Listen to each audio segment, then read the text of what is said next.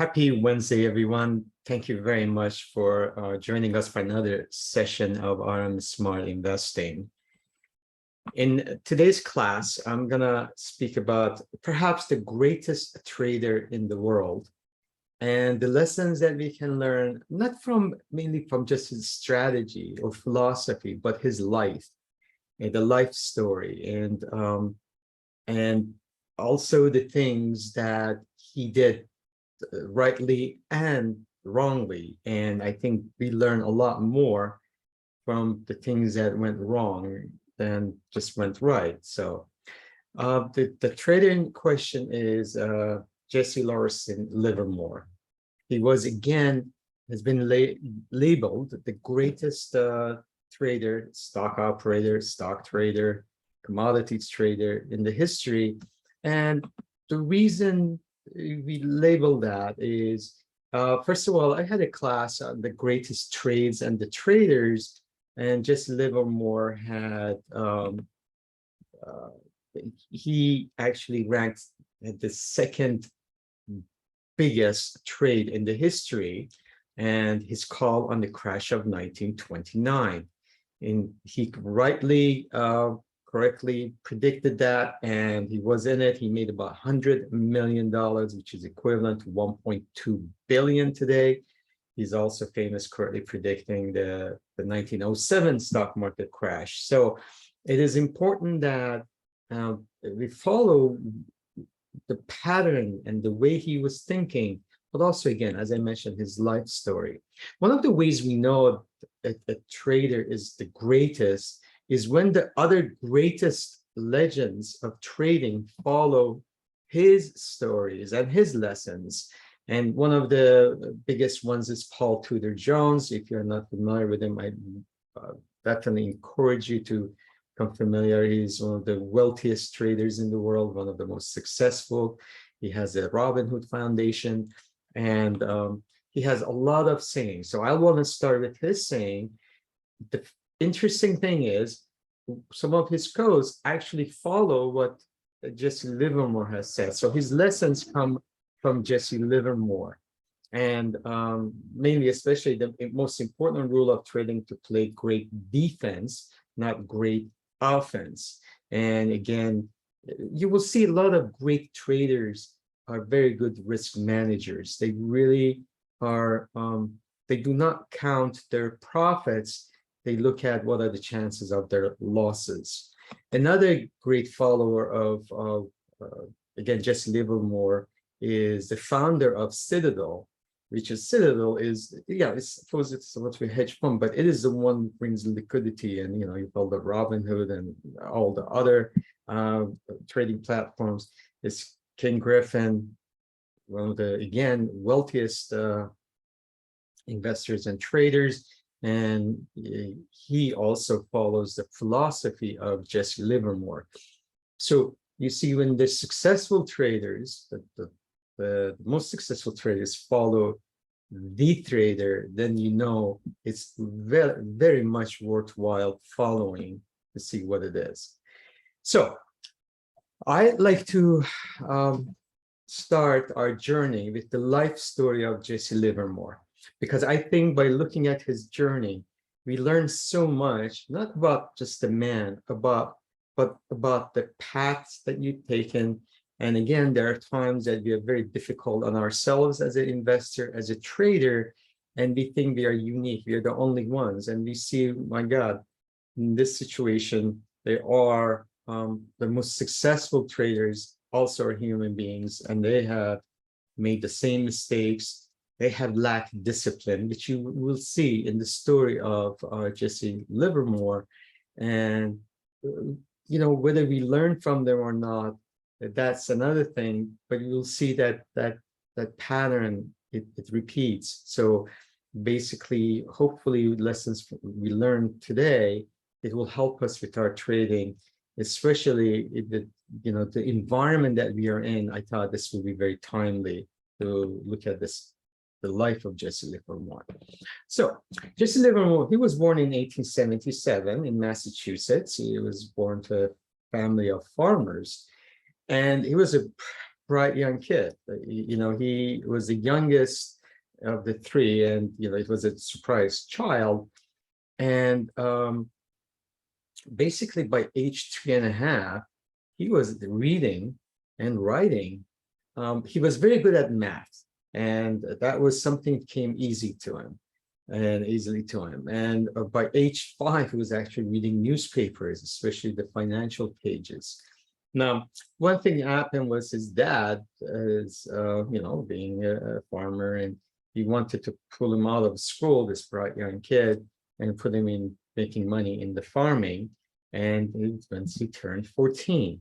So that was not the journey that Jesse Livermore wanted to follow. So basically, he is young, he wants to leave home, and he wants to go to Boston. His mom gives him a name to go, and he starts a journey. And he goes to Boston, and what does he do? Instead of going to the place that the mom had suggested, he starts working for Payne Weber. And it was a banking, and it later became an investment company. And that's where he started. What he was doing basically for them, they would, when the ticker numbers will come, he will write them on the board. So by age 14, that's what he gets a job. He makes $5 a week. And basically, because he looked very trustworthy, he was older than his age. And he actually earned his trust. So that's where his journey started. And this is Payne Weber. Unfortunately, Payne Weber, after the financial crisis of 2008-9, is not in business any longer. So at age 15, he buys his first shares, and he made on $5, he made $3.12. And because of that, then he started learning about trends. So the trends became a big factor in his life journey as far as his trading journey, basically. So he started, he actually started looking at the tickers. Then he started doing his journaling and writing down. And he found out that the trading of the stock market, the tickers, they're not random. So as I mentioned, by age 15, he invests $5 and he makes $3.12. And by age 16, he just left the brokerage firm and he started trading at Boston's bucket shop. Now, this is again late 1800s. And what we are looking at is, you will ask, what is a bucket shop? This is actually bucket shop. As you see there, these numbers are being written. I want you to think of Las Vegas and think about sports betting. And what happens was, what is a bucket shop? It's a business that allowed really gambling based on the prices of stocks and commodities.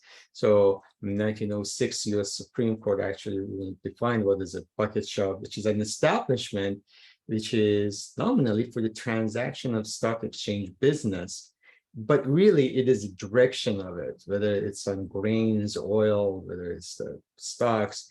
So really, it is what it is today. It's the gambling, and it's the online betting. We see it. Well, it was written there, and basically, Jesse Livermore became excellent at that. Again, he was very good at numbers. He had a very good memory, and he knew the odds. And basically, he became very good at it. By the way, when somebody's engages in this practice, they're called bucketeer or bucketeering. And again, it became outlaw by mid-1920s, by the way, because again, it was a form of gambling in a sense. So here, again, Jesse was becoming very good at it. So he just effortlessly was winning. And a lot of shops, again, this is, just think about these odds makers. He was breaking them. So they will stop him from he would move from one bucket shop to another, and he would just clean them up. So he ended up using disguise, putting a beard on. He couldn't get his own beard, never came to him easily, by the way. So he just tried that, and he was eventually was completely banned in Boston, but he made about $10,000 doing this. Again, this is a young man, by the way. So because of the challenges, this is 1899 now. He's about 22 years of age. So he decides to go to New York and try what to do the new bucket shops in New York. And at that time, he decides to marry this woman that they had just met just for a few weeks. And her name was Nettie. And basically, that's when decided to try out the bucket shops there. He lost everything by playing the tickers numbers, which one of the problem was they lagged 30 to 40 minutes behind the real-time market numbers. So when the numbers would come out, it already lagged. So even asked Nettie to pawn some of the jewels he had gifted her to trade again, and she was not very happy. She was incensed. So basically defeated, but confident, he decides to go to St. Louis and try those in the bucket shops. And after a while, everybody, the owners of the bucket shops started recognizing Jesse Livermore, and nobody was accepting him. So he actually would ask someone else to do the trade for him, and ended up getting about $5,000 from the shops. By 1901, he had made money almost effortlessly before losing it all trading cotton. So what happened in this situation? He went back in 1901. He was 24 years old. He had made $50,000. Remember, this is 1901. But then he lost it in trading. He tried conservatively to trade after losing that. And one of the things he did was, because of the, again, that fear that came to him after losing, it could have made 20,000. He actually made 2,000. He became very conservative.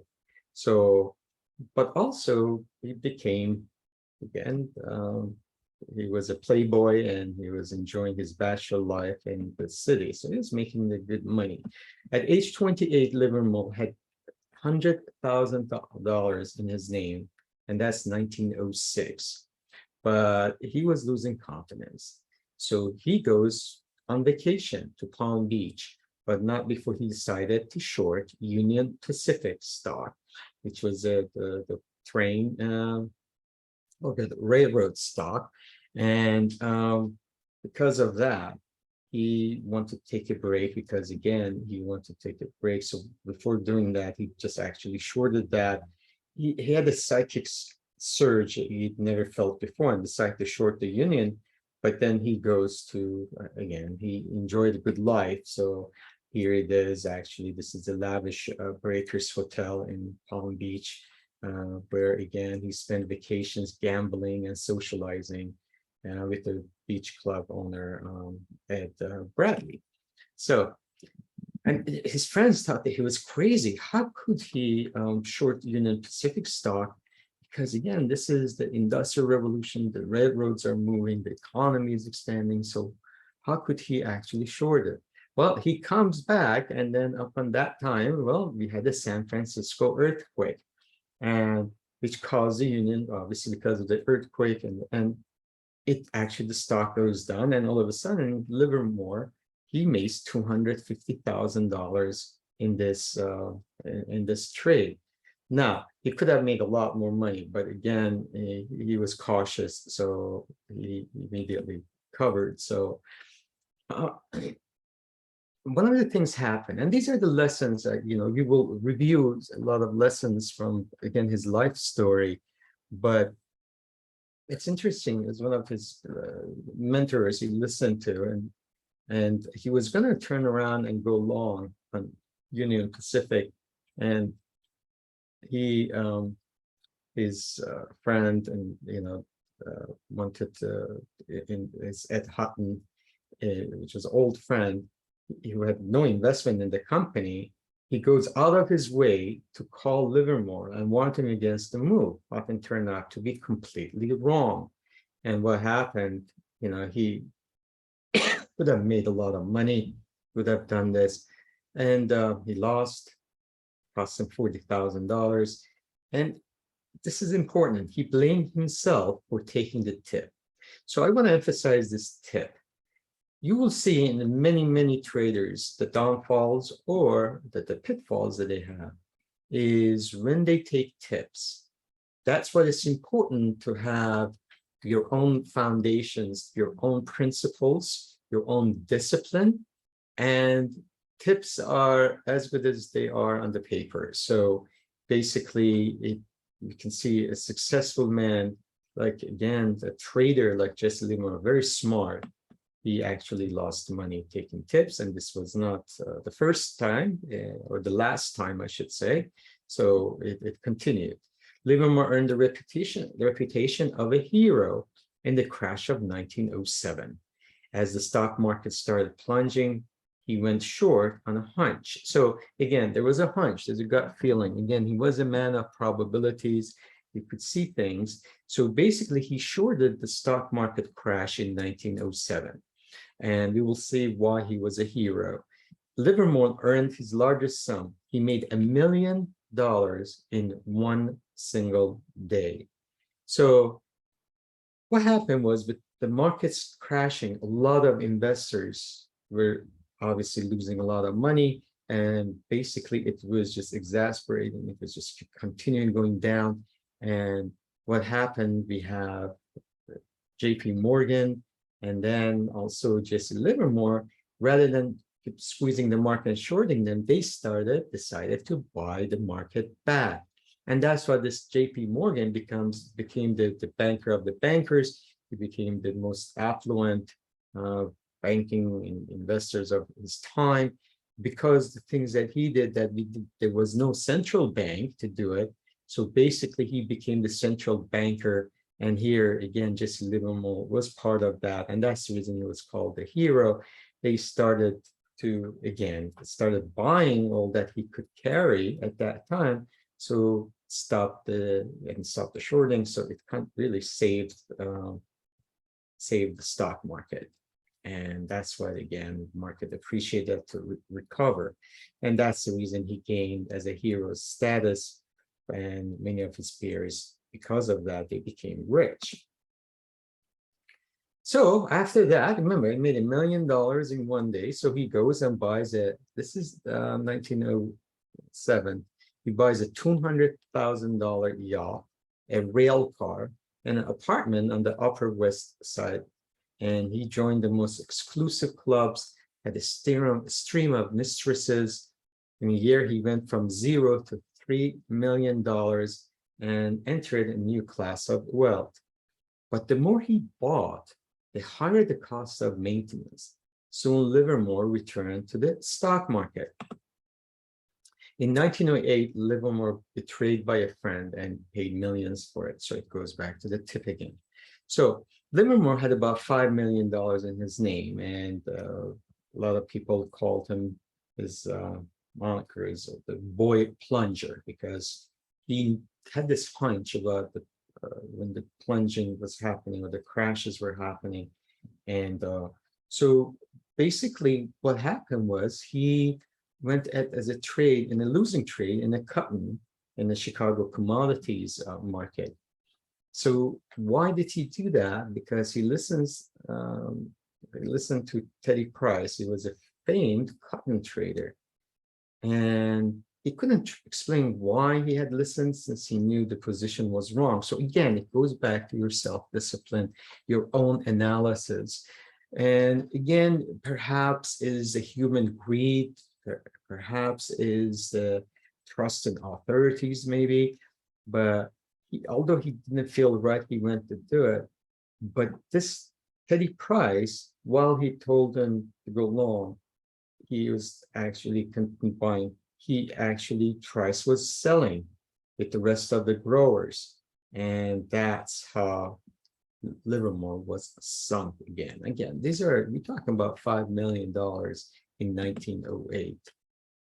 So now he's bankrupt for a year. But after being bankrupt for a year, he comes back. Then at age 40, he comes and proposed to a 22-year-old Dorothy, and they were Ziegfeld Follies. They were these dancers in the theater in New York, and so he decides to marry this 22-year-old. Bankruptcy was inevitable again in 1915. The stocks that he had bought in 1907, remember it went long, it became a cushion for him because of the bull market had started, and so he could live on that. But then we go to a long bear market. He actually comes back and makes 5 million riding that bull market. Then after a long and highly publicized divorce from Nettie, remember the other wife that he had, Nettie Jordan, including the stunt where he hired a private investigator to steal back his car, he was finally married to Dorothy, a Ziegfeld Foley dancer. So you see this amazing different personalities. Is this man, bright, brilliant, but yet sometimes not so much of a self-control.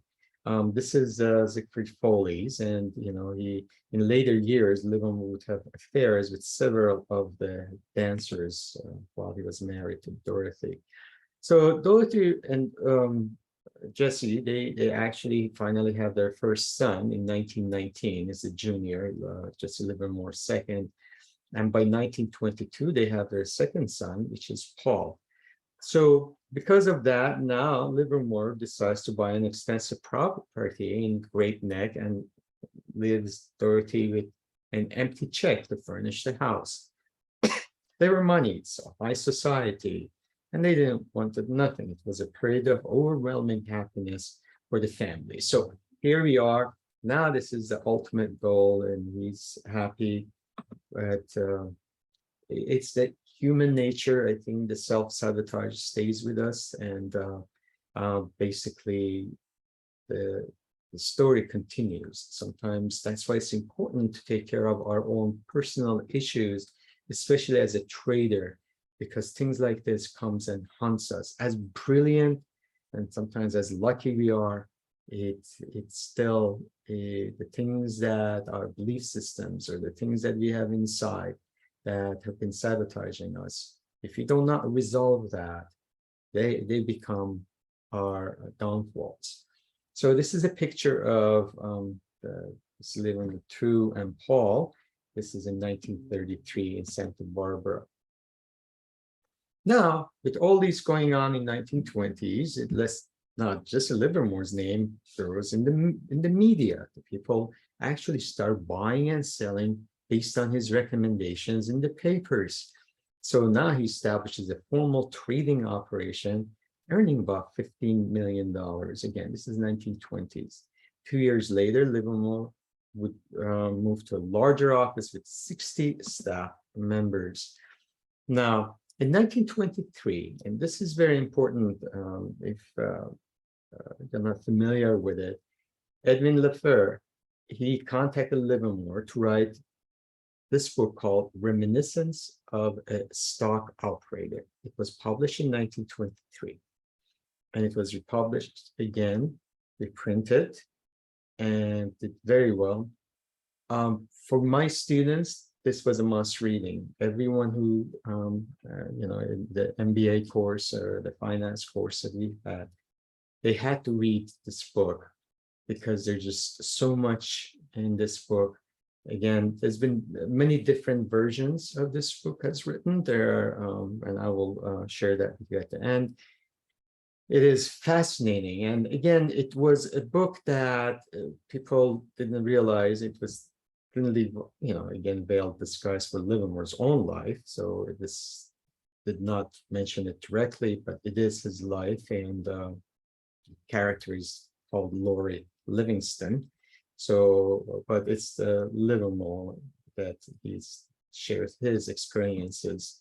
And anyway, that's the book that I would recommend. That whether you listen to the audiobook, I mean, definitely recommend that to you. And again, 1923, Paul is born, and now his notoriety is continuing to grow. He's made $10 million trading wheat and corn in 1925. and the Chicago Board of Trade, now battling the famed bullish commodities trader Arthur Cotton for the ability to manipulate, because he's just amassed a huge amount of capital manipulating the markets. In 1927, two burglars broke into the Livermore's home and held him and his wife at a gunpoint. So surprisingly, in this situation, Dorothy was calm and basically started talking to burglars into leaving some of their most valuable jewels behind. And when they left, she persuaded the burglars to leave carefully and not to wake the children up. Despite this happiness, the family, things are going well. Things started changing because Dorothy started drinking heavily, had a drinking habits, and was getting out of hand. Then we have the Black Tuesday. We have 1929, the October 29th, the crash, and we call it Black Tuesday. So as you know, that's really the beginning of the banking downfall, and then the Great Depression starts following that. So interestingly enough, Jesse Livermore made $100 million. Again, he had this gut feeling, and he had this, what he was looking at. He had shorted the markets heavily, and basically that's equivalent to $1.2 billion in today's money. And this is very interesting that he goes home and sees Dorothy Livermore and her mother at home in Livermore. They have been panicking. So they're thinking they lost everything. They're crying how their life is ruined, not realizing that he had made $100 million. Talking about the stock market then, I thought this was an interesting picture. You can see that these are the clerks sleeping in the office because of excessive work caused by heavy business, so they're sleeping there. In 1932, Dorothy's drinking habits, combined with Livermore's affairs and their lavish spending habits, strained the relationship. And remember, through the whole relationships, Livermore had kept mistresses from everywhere. We talked about Ziegfeld Follies, and Dorothy still had friends there, so she was humiliated. And the drinking habits just continued, and this life was just becoming stressful and more stressful. So basically, Dorothy asked for a quick divorce and received a settlement of $10 million. She took custody of the boys as well and the house. And the same day, she married a younger man, a former prohibition officer. Now, here's Livermore. He's 56 years old, no longer young or truly wealthy. He decides to spend the last of his money on vacation again, enjoying life, where he meets his third wife. And this is American singer Harriet Metz in Vienna. Now, she's been married 4 times, and both 4 times been widowed by suicides. So she basically amassed his own wealth because of those debts. So now he uses this vacation to recuperate and make a comeback from his inevitable bankruptcy upon his return to New York. But he was really emotionally worn out. So here's, by the way, Harriet Metz, and after their meeting in 1934. In the meantime, now Dorothy wants to keep up their lavish lifestyle that, again, Jesse had given to her. And she sells the Great Neck house. The sell-up home had been part of the family for decades, and really that hurt Livermore. And the house had butlers, maids, cooks, gardeners, and more. And $10 million was not enough to keep it running. Just think about that. So Dorothy had divorced her new husband. Livermore sank deeper into depression. The house that represented a decade of family enjoyment was sold and torn down. So the jewels and the wedding rings that Livermore had given Dorothy were sold for a few dollars. Really, Livermore felt humiliated. The house and renovation had cost Livermore $3.5 million, just a renovation, and Dorothy sold it for $222,000. Now, A year later, Livermore was forced again to declare a third bankruptcy. It was Livermore's third time, but as before, he was confident that he could make a return to the market, and he had friends who had done it before. But that third and then the final era of death in his 60s, now he's about almost 63, would be fatal. Though Livermore had famously returned to the stock market twice before, the creation of the Security and Exchange Commission and the loss of motivation that had prompted his previous, Phoenix risings would lead to a dead end.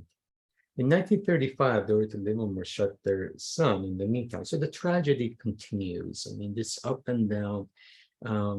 So basically, this is on a drunken spat. The junior that was a problem child and drinking like his mother and sleeping with her friends. And on a Thanksgiving Day, Dorothy and her new husband had lunch with their two sons. After the meal of her sons, after the meal, Dorothy sat down and began drinking again liberally. And the junior, upset over her deteriorating drinking habits, and finished off the bottle. His mother said, "I'd rather see you dead than drinking that way." To which he replied, you don't have the nerve to shoot me," and handed her a gun. And here she was, after prolonged argument, the gun goes off. She was taken in for questioning, just narrowly survived, and she was cleared of the charges. Now, this added more to just Livermore's stress. So after again realizing that the series of these family tragedies, emergence of the SEC, he might not trade again. So his wife's fortune also supported him comfortably. Again, she was wealthy on her own, that he felt no urgency to trade. So it goes back to desire, the ambition. So, when we don't have that, regardless of how brilliant we are and how fantastically bright and again, the great calls that we've had, there is no really desire. So in 1940, Livermore starts writing a book called How to Trade in Stocks, which was published. But it was never as good as popular, but still there. We will discuss it. And it says, he had said to Leffer, no man can always have adequate reasons for buying or selling stocks daily, or sufficient knowledge to make his play an intelligent play. So it's 1940, and tragically, with all the depression and all that, he shot himself in the coat room of the Sheraton Airlines Hotel in New York.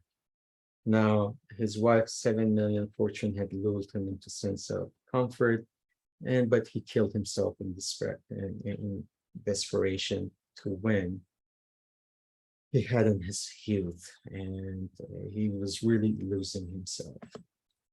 So he really nearly left no money to his children, just Livermore Jr.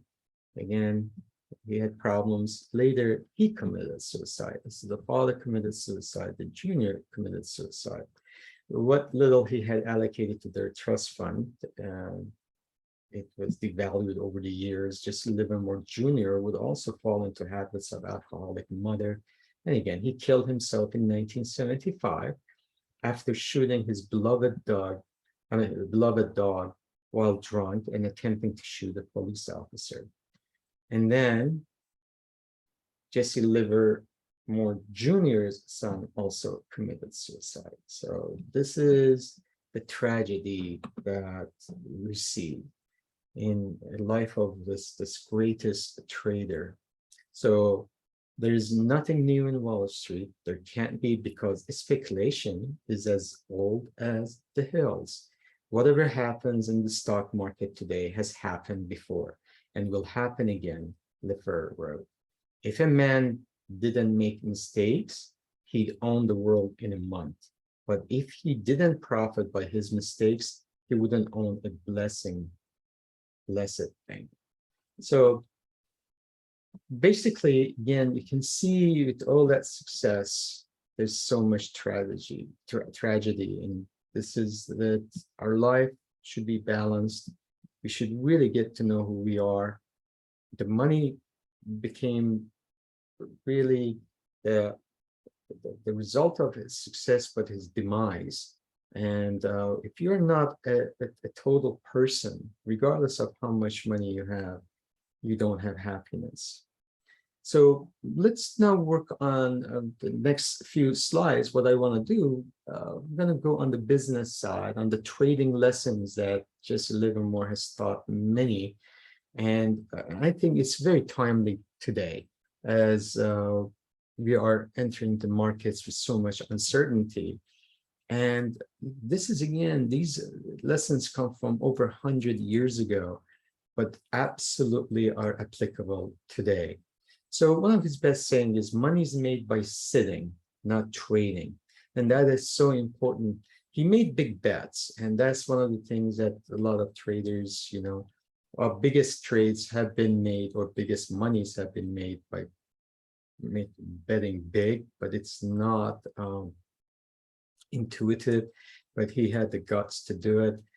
But it is about managing your risk. One of the things he's very important, you will see a complete repetition of that is money, your setups, they really have to come to you. You cannot force things, and you really have to be patient to find the right setup. So another saying, I believe that the public wants to be led, to be instructed, to be told what to do. They want reassurance. They will always move in mass, a mob, a herd, a group, because people want the safety of human company. They are afraid to stand alone because they want to be safely included within the herd, not to be the lone cow standing on the desolate, dangerous, wolf-patrolled prairie of contrary opinion. And you will see, like, someone like Paul Tudor Jones, he was a contrarian in the sense that he would find things, Ray Dalio, they would find things on the inflection points in a completely contrary to the mass sentiment. So Jesse was a trend following. He was very much a student of the market, so he had a good hunch, but he knew when we are really overextended. And that's what he made these big bets on those big shorts that he had. So, but it is, and that's one of your big advantages that you have, is this herd mentality. And that's the reason I believe there are bubbles made, because everybody is really camping in one camp. They're all attracted in one place. And that's why we have these balloons. Another thing he said, first, do not be invested in the market all the time. That's our, again, desire and impatience. There are many times when I have been completely in cash, especially when I was unsure of the direction of the market and waiting for a confirmation of the next move. Second, it is a change in the major trend that hurts most speculators. It never was my thinking that made the big money for me. It always was my sitting. Got that? My sitting tight. It is no trick at all to be right on the market. You'll always find lots of early bulls in bull markets and early bears in bear market, and their experience invariably matched mine. That is, they made no real money out of it. Men who can both be right and sit tight are uncommon. I found that one of the hardest things to learn, that was the hardest thing, but it is only after stock operator has firmly grasped this that he can make big money. It is literally true that millions come easier to a trader after he knows how to trade than hundreds did in the days of his ignorance. So the next few slides, I have about 49 trading tips. I've highlighted some of the ones which are important to me. So they are things that I hope you will read and reread, because again, if you can apply all these principles, definitely is going to give you a big advantage on your trading. But again, also go back. I want to share his life story because I want to show you again, it is so important to know who you are. What are your principles?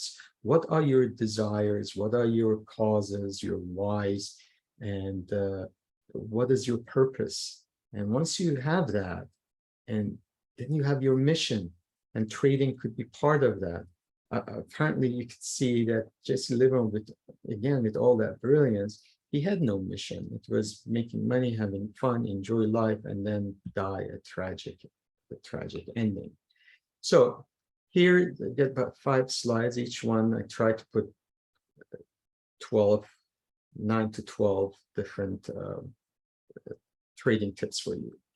So I'll highlight the ones that I felt they are important, but I read them quickly, so I let you follow more on your own. The stock market is never obvious. It is designed to fool most of the people most of the time. Just remember this, please. The market's job is to take money away from you. That's it. So there is only one side to the stock market, and it is not the bull side or the bear side, but the right side. A man must believe in himself and his judgment if he expects to make a living at this game. That is why I don't believe in tips. And yet, he followed those tips and lost lots of money. A man must study general conditions to seize them so as to be able to anticipate probabilities. To anticipate the market is to gamble. To be patient and react only when the market gives the signal is to speculate. And when I say speculate, this is a positive way, not thinking that, gambling. Don't take action with a trade until the market itself confirms your opinion. Being a little late in a trade is insurance that your opinion is correct. In other words, don't be impatient trader. A prudent speculator never argues with the tape. Markets are never wrong. Opinions often are. If I buy stocks on Smith's tip, I must sell those same stocks on Smith's tip. I am depending on him. Suppose Smith is away on a holiday when the selling time comes around. If you can't sleep at night because of your stock market position, then you have gone too far. If this is the case, then sell your position down to the sleeping level. The average man doesn't wish to be told that it is a bull or bear market. What he desires to be told specifically which particular stock to buy or sell. He wants to get something for nothing. He does not wish to work. He does not even wish to have to think. Number 11, he really means to tell them that the big money was not in the individual fluctuations, but in the main movements, that is, not in reading the tape, but in sizing up the entire market and its trend. Number 12, people who look for easy money invariably pay for the privilege of proving conclusively that it cannot be found on this earth. So this is one slide. I thought I put 12 in there. I put another 9 here, so hopefully, that's kind of separate, but hopefully they're helpful. It is full-heartedly to make a second trade. If your first trade shows a loss, never average losses. Let this thought be written indelibly upon your mind. Nobody can catch all the fluctuations in a bull market. Your game is to buy and hold until you believe that the bull market is near its end. To do this, you must study general condition and not tips or special factors affecting individual stocks. Then get out of all your stocks. Get out for keeps. You have to use your brains and your vision to do this. So basically, again, there's a lot to do with your independence and your discipline. So, what I'm going to do is I'm just going to read the highlighted, the ones that I felt are more important, but you're more than welcome to read these. Remember this, when you're doing nothing, those speculators who feel they must trade day in and day out are laying the foundation for your next venture. You will reap benefits from their mistakes. Think about that. Again, patience, setups, It is literally true that millions come easier to a trader after he knows how to trade than hundreds did in the days of his ignorance. Professional traders have always had some system or other based upon their experience and governed either by their attitude toward speculation or by their desire. I never hesitate to tell a man that I am bullish or bearish, but I do not tell people to buy or sell any particular stock. In a bear market, all stocks go down, and in a bull market, they go up. After spending many years in Wall Street and after making and losing millions of dollars, I want to tell you this. It never was my thinking that made the big money for me. It was always my sitting. Got that? My sitting tight. I don't know how many times we repeated that. The lucky trader is one who minimizes mistakes, and if they do make a mistake, acts to minimize the damage by exiting from the situation quickly. In practice, this means having a written plan for each trade you enter, the most important element of which is the stop loss. In this section, I will go, the loss never bothers me after I take it. I forget it overnight.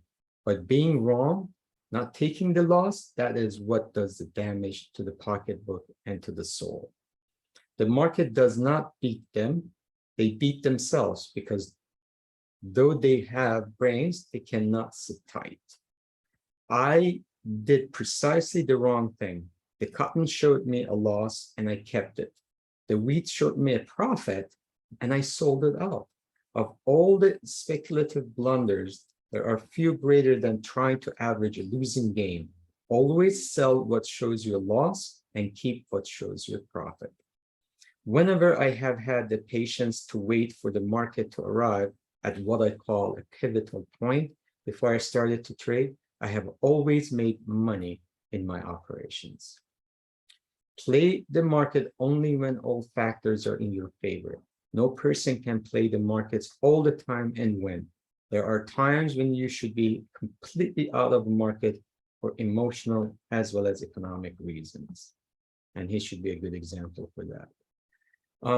The game of speculation is the most uniformly fascinating game in the world, but it is not a game for the stupid, the mentally lazy, the person of inferior emotional balance, or the get-rich-quick adventurer. They will die poor. The only thing to do when a person is wrong is to be right, by ceasing to be wrong. Cut your losses quickly, without hesitation. Don't waste time. When the stock moves below a mental stop, sell it immediately. Emotional control is the most essential factor in playing the market. Never lose control of your emotions. When the market moves against you, don't get too confident over your wins or too despondent over your losses. This is very important. Again, Paul Tudor Jones and all the other great traders, that emotions play a huge role. They are very much in control. They don't marry their positions. They don't take it personally. They have a discipline. And this is such important. I mean, it's very, again, unintuitive. It's very difficult for the traders to accept that. All through time, people have basically acted and reacted the same way in the market as a result of greed, fear, ignorance, and hope. That is why the numerical formation and patterns occur on constant basis. And the last slide, I believe, is there is no time to go long. There is a time to go short. There is a time to go fishing. Oh, sorry. There's a time to go long. There is a time to go short, and there's a time to go fishing. I don't know whether I make myself plain, but I never lose my temper over the stock market. I never argue with the tape. Getting sore at the market doesn't get you anywhere. I know there are times that we get very angry at the markets. There's nothing new on Wall Street or in stock speculation. What has happened in the past will happen again and again and again.